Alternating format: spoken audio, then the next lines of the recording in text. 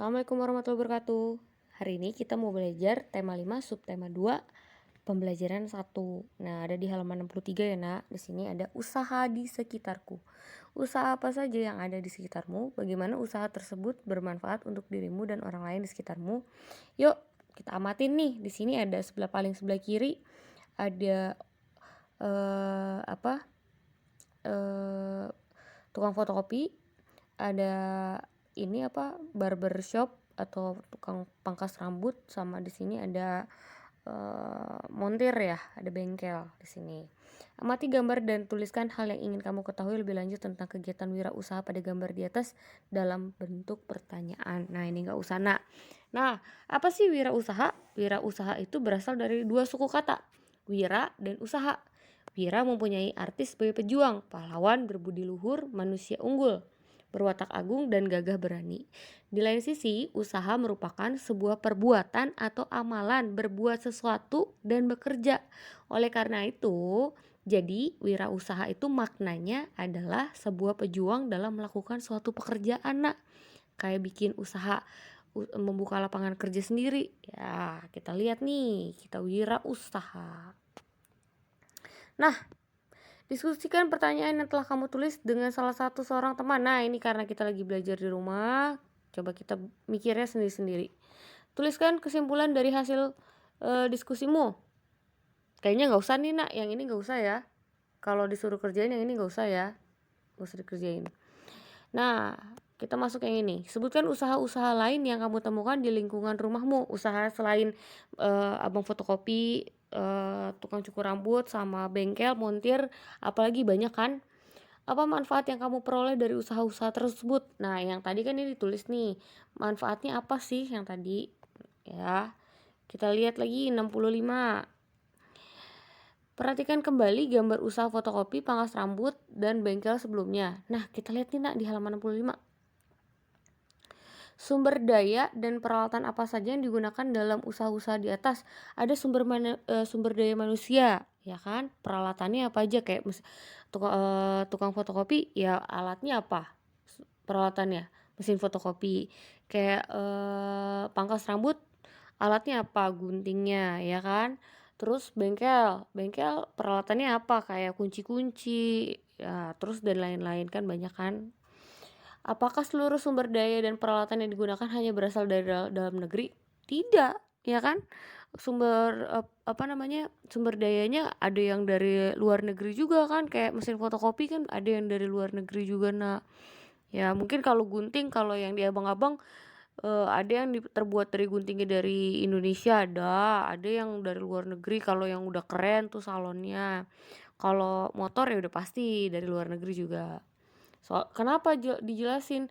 Karena di Indonesia bahan bakunya belum, bahan peralatannya belum terlalu lengkap, jadi kita perlu impor. Apakah ada peralatan yang didatangkan dari negara lain? Ada, ya kan, yang tadi Ibu bilang, apa aja. Di halaman 66, dalam menjalankan roda perekonomian, suatu negara tidak dapat berdiri sendiri, namun diperlukan kerjasama dengan negara lain. Salah satu contohnya adalah kerjasama di antara negara-negara ASEAN. Mari kita ambil contoh sederhana dari usaha yang terdapat pada gambar tadi, yaitu usaha pangkas rambut. Untuk menjalankan usaha tersebut, sumber daya yang digunakan berasal dari dalam negeri, misalnya sumber daya manusia, kursi, meja. Namun, ada juga sumber daya yang berasal dari luar negeri. Misalnya, tadi ada mesin cukurnya, Nak, mesin cukur dan peralatan lainnya.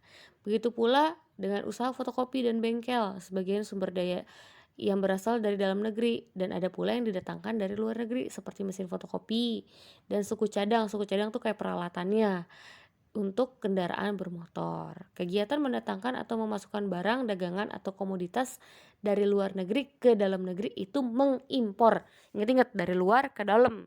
Tapi kalau misalnya ditanya gini, apa yang dimaksud dengan impor? Jangan jawab gini, Nak, dari luar ke dalam, ya kan nggak ngerti.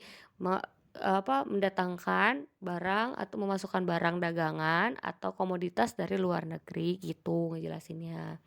Kegiatan mengirim barang dagangan atau komoditas ke luar negeri disebut mengekspor. Jangan juga dijelasin dari dalam keluar, kan nggak ngerti. Mendatangkan atau mengirim barang dagangan ke luar negeri, kayak gitu. Kita lihat lagi, Nak, di halaman 67. Lihat ya, kerajinan batik dan gerabah Kasongan. Nah, Kasongan nih kita pernah belajar nih kelas 5 nih. Adalah dua contoh wirausaha yang telah mengekspor produk luar negeri, khususnya ke negara-negara ASEAN. Ekspor batik terus meningkat. Kementerian Perindustrian menargetkan ekspor batik hingga 2019 mencapai 1,5 US dollar, sekitar 22,07 triliun. Berdasarkan data Kementerian Perdagangan, ekspor produk batik cenderung meningkat setiap tahun. Pada periode Januari sampai April 2015, nilai ekspor mencapai 1,8 juta US dollar, sekitar 1,2 triliun rupiah. Ekspor pada 2014 mencapai 340 juta US, sekitar 5 triliun. Jumlah itu meningkat 17% jika dibandingkan dengan ekspor 2013. Batik Indonesia juga diekspor ke berbagai negara ASEAN seperti Malaysia dan Singapura. Selain itu juga ke negara Amerika, Eropa, dan Australia. Keren kan nak, batik Indonesia bisa sampai ke luar negeri tuh, sampai hasilnya triliun-triliunan ya kan. Jadi jangan nyepelein batik nak. Nah, di halaman 68 ada Kasongan Bantul. Ini gerabah yang terbuat dari tanah liat, miliaran rupiah per bulan. Coba bayangin, miliaran rupiah per bulan. Kalangan pengrajin di sentra kerajinan gerabah dan keramik Desa Kasongan, Kabupaten Bantul, Daerah Istimewa Yogyakarta, mampu mengekspor berbagai macam kerajinan. Ekspor tersebut mencapai 80 kontainer per bulan atau setara dengan 6 miliar rupiah. Berbagai kerajinan gerabah yang diekspor itu meliputi guci yang dibalut dengan kerang dan kaca, patung, hiasan luar ruangan dengan berbagai model dan motif kembangannya. Sentra kerajinan Kasongan memiliki ratusan pengrajin yang tersebar di 5 perdusunan dengan sekitar 200 pengrajin kualitas ekspor, termasuk 5 pengrajin skala besar. Pada periode 2008 sampai 2010, ekspor kerajinan memang cenderung turun, terutama Amerika dan Eropa. Namun mulai 2011 dan setelah ekspor mulai meningkat, bahkan mulai merambah ke Australia dan sebagian Asia. Ini juga keren nak, membawa nama bangsa Indonesia nih nak, walaupun cuma terbuat dari tanah liat. Ya, kita lihat nih halaman 69. Apakah kamu mengetahui komoditas lain yang diekspor dari Indonesia ke berbagai negara di lingkup ASEAN? Tahu nggak? Ada banyak ya nak. Selain batik sama Selain batik sama gerabah masih banyak lagi kan. Apa coba kira-kira? Ya, coba dicari. Nah, apakah kamu juga mengetahui komoditas yang diimpor dari berbagai negara di lingkup ASEAN ke Indonesia? Nah, kalau tadi kan kita yang kirim. Kalau yang kirim kita barang-barangnya apa aja, banyak tuh. Nah, kalau misalnya kita tahu nggak kalau misalnya ada nggak barang sih dari luar negeri yang dimasukin ke Indonesia, apa aja kira-kira? Ya. Nah, kita lihat di halaman 69 di paling bawah nih, nak. Perhatikan gambar berikut. Ada usaha yang menjual benda-benda berikut di sekitar tempat tinggalmu. Ada nggak? Ada tukang fotokopian kan yang jual ATK, alat tulis kantor. Situ ya. Ada pensil, ada peniti, ada penghapus, paku, penjepit kertas, sisir. Ada gunting, ada batu, tapi nggak jual batu juga sih. Kayu, daun, apa nih? Itu karet ya, apa gelang. Nah, terus ada kaca. Kita lihat di halaman 70. Amati gambar di atas, apakah kamu bisa memprediksi yang akan terjadi pada benda-benda tersebut jika didekatkan ke magnet? Ingat sifat magnet, salah satunya apa? Yang menarik logam, ya kan? Atau besi juga. Kira-kira kalau magnet narik batu nggak? Nah, nggak kan? Prediksi, berarti kira-kira nak, prediksimu. Nah, bendanya tadi tulis nih di sini ya nak. Bendanya tulis di sini, nih. Semuanya kira-kira ditarik apa enggak? Kalau misalnya nih ibu tulis ya, kayu yang pertama, kayu ditarik apa enggak? Misalnya tidak ditarik, yang ini. Kayak gituin, checklistin ya. Misalnya apa lagi nih di sini, misalnya ditarik, yang ini berarti ya. Bisa kan? Kita lihat lagi di halaman 71. Perhatikan langkah-langkah dalam melakukan percobaan untuk mengetahui benda-benda magnetis dan non-magnetis di sekitarmu. Magnetis tuh yang bisa ditarik sama magnet, kalau non-magnetis yang tidak bisa ditarik oleh magnet. Nah, tujuan percobaan. Mengidentifikasi benda magnetis dan non magnetis, alat dan bahan. Ada dibaca situ ya nak, banyak kan. Langkah-langkah percobaan, ambil magnet, dekatkan magnet ke benda yang tersedia, amati yang terjadi, catat yang pengamatan yang tadi. Nah ini gak usah karena tadi kan prediksinya udah nih ya, ini gak usah dikerjain nih, tujuan percobaan itu gak usah dikerjain yang ini. Oke, kesimpulannya.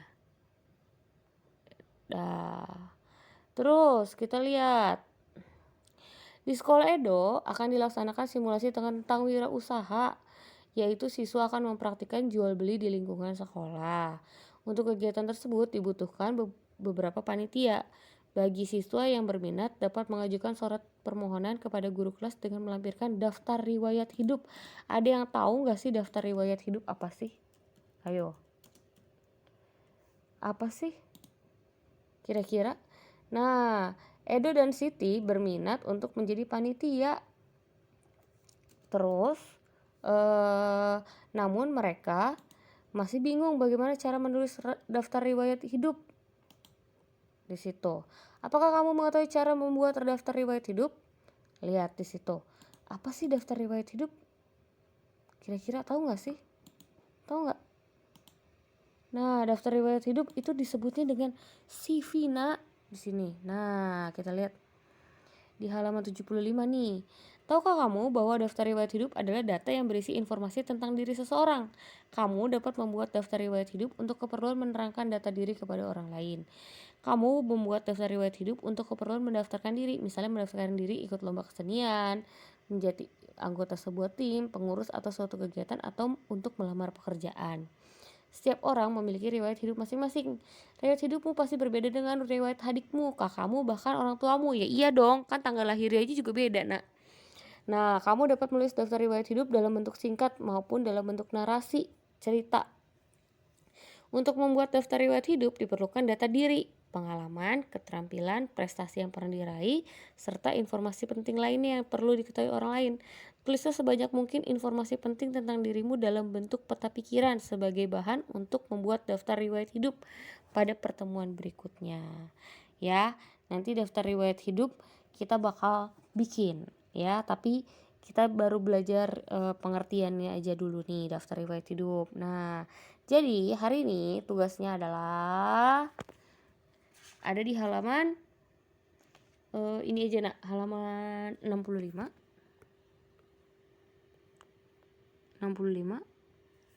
ya. Di situ ada 3 soal.